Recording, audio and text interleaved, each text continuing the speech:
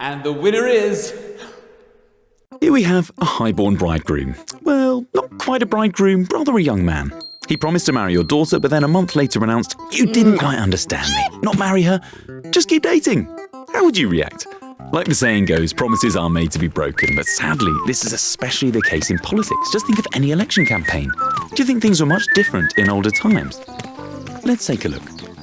700 years ago, Lithuania was still a pagan country, so it was not yet a part of Europe.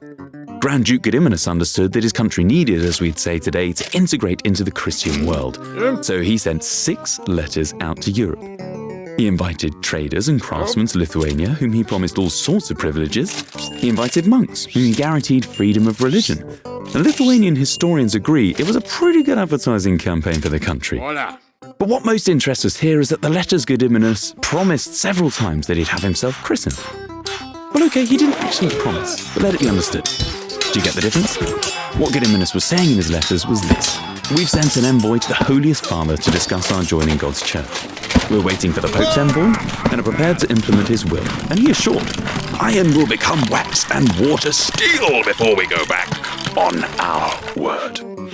One of the letters was addressed directly to the Pope, who believed that Gediminas was actually serious about being christened. The Pope sent 2 envoys to Riga, the monk Bartholomew and the abbot Bernard. And when they got to Riga, the monks sent their own envoys to Vilnius to find out how and when Gediminas was planning to become a Christian. In Vilnius, the envoys met with a Dominican monk living there named Nicholas. They sat down, drank some wine, and then had a real shock.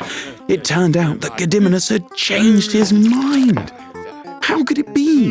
Why, when in his letters he had more than once said that he wanted to be christened as soon as possible? But there you go. The envoys couldn't believe it, so they asked for an audience with the Grand Duke, and Gediminas asked them, "Are you so sure you know what's written in my letters? Of course, you write that you wanted to be christened." Gediminas almost lost it.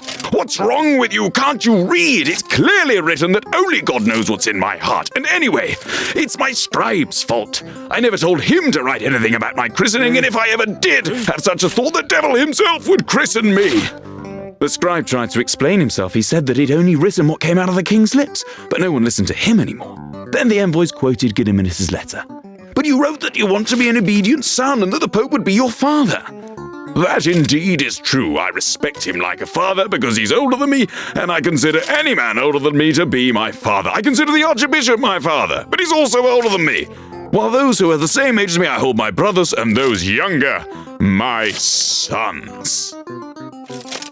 Now the envoys understood everything. In Lithuania, under certain conditions, iron can indeed turn into wax and water into steel. Maybe in our times, Gediminas would be considered an adherent of Realpolitik.